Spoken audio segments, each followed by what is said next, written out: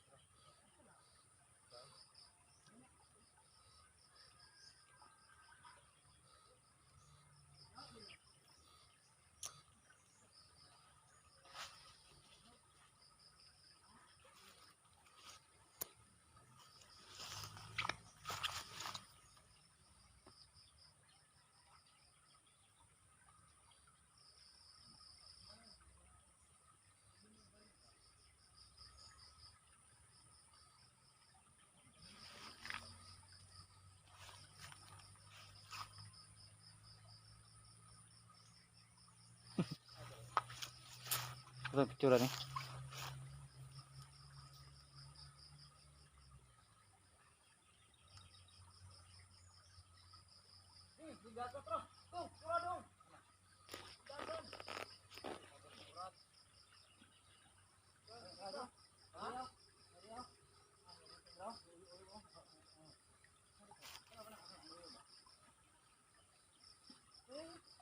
Wala ka dyan, ako dito kita raw.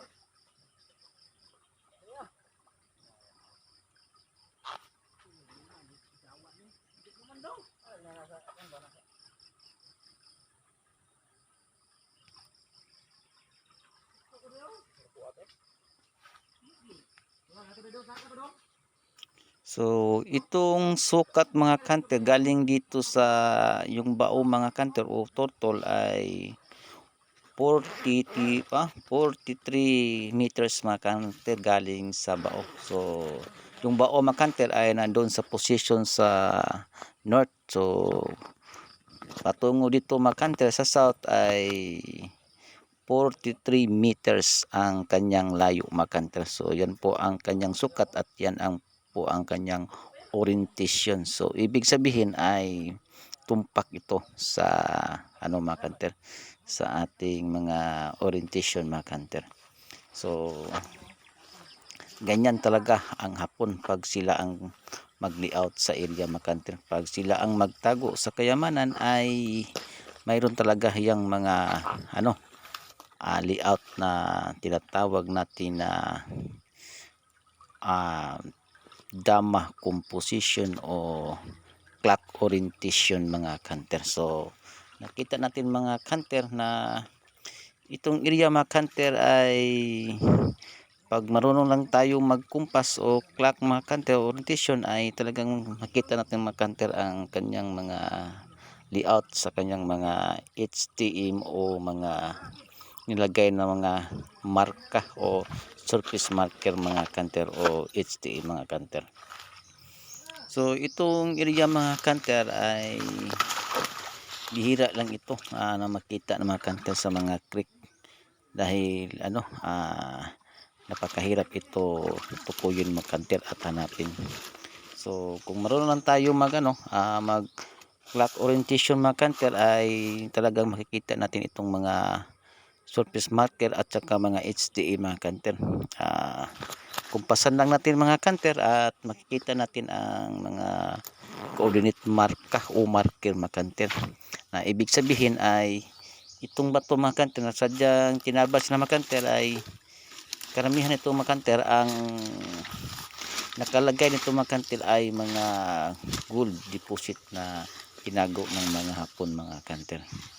So sa tingin ko mga kanter ay dito talaga nakalagay ang binaon ng mga gold bars ng mga Hapon mga kanter.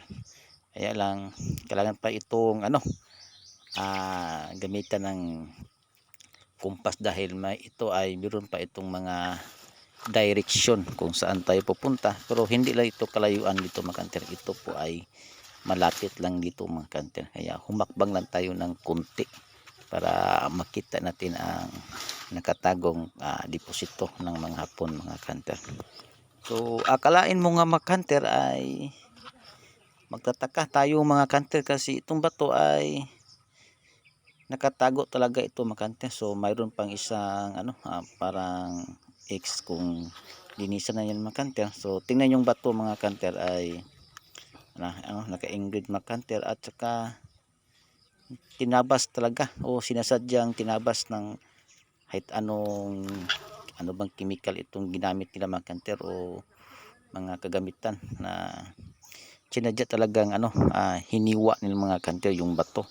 So alam nyo na mga kanter, yung bato ay talagang napakatigas at mahirap natin yang hiwain at tabasin mga kanter. So meron silang mga kagamitan na talagang maganda para sa mga bato mga kanter, dahil sila ay mayroong mga kagamitan na easy lang sa kanila mga kanter na gawin ang mga bato kung anong porma, at saka gawin nilang mga landmark o marka, o galing yan mga kanter ay nandun ang deposito.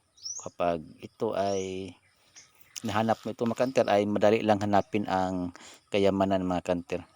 So ito po yung turtle na nagtuturo dito mga kanter.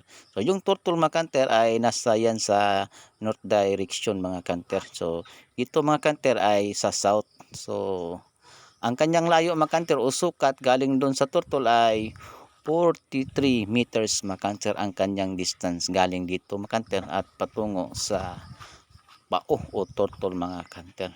So ganyan talaga pag mag-layout ang mga Hapon mga kanter, bago sila maglagay ng kayamanan mga kanter ay maggawa sila ng kanilang layout o sa kanyang tinatawag na burial treasure mga kanter. So magawa sila ng mga layout mga kanter bago nila itinago ang kayamanan mga kanter. Dahil itong mga ngarkahan ng mga bato mater ay mayroon itong mga layout mga kanter, meron itong direction at saka degree na dapat nating sundan para mahanap natin ang treasure. Kapag marunong ka nito mga kanter ay madali lang makita ang mga nakalagay na mga kayamanan dito sa paligid nito mga kanter.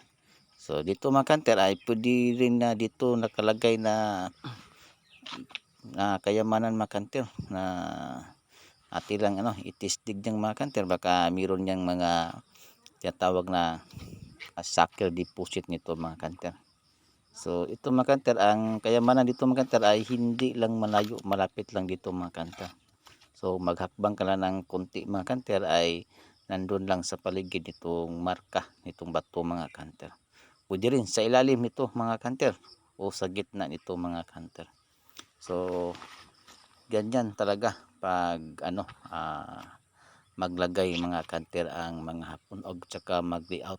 So kailangan marunong kang bumasa sa mga marka ng mga Hapon o mga surface marker mga kanter, dahil yung mga surface marker mga kanter ay meron niyang mga clock orientation o direction mga kanter.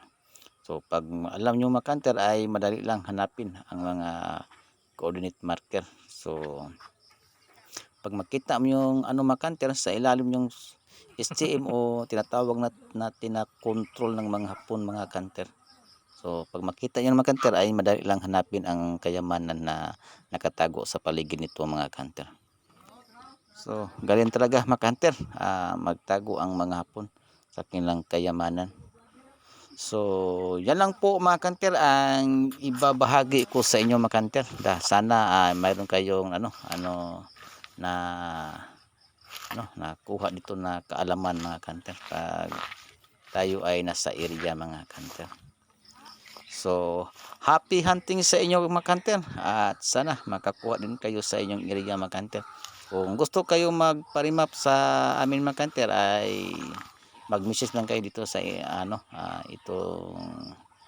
itong channel mga kanter, at ibigay nyo ang kanyang mga number ng CP mga kanter, baka matawagan ko kayo mga kanter sa kanyang pag-layout sa kanyang area mga kanter. So happy hunting sa inyo mga kanter, ang God bless you all mga kanter.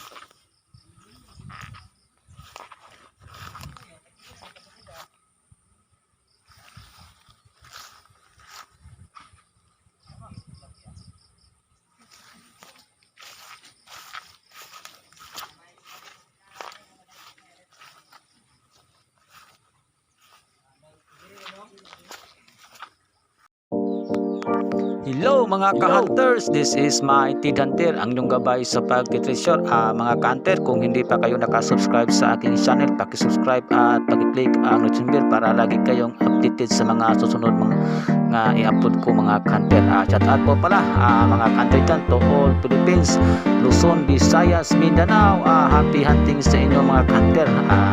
Mga ka-hunter, kung ano mga ka-hunter, lagi po tayo humingi sa ating may kapal na bigyan tayo ng kaalaman o karunungan para may cover natin ang mga treasure sites sa ating mga area mga ka-hunter. So mga ka-hunter, shout out po pala sa mga nag-hunting dyan. Palagi lang tayong mindset mga ka-hunter para okay ang ating mga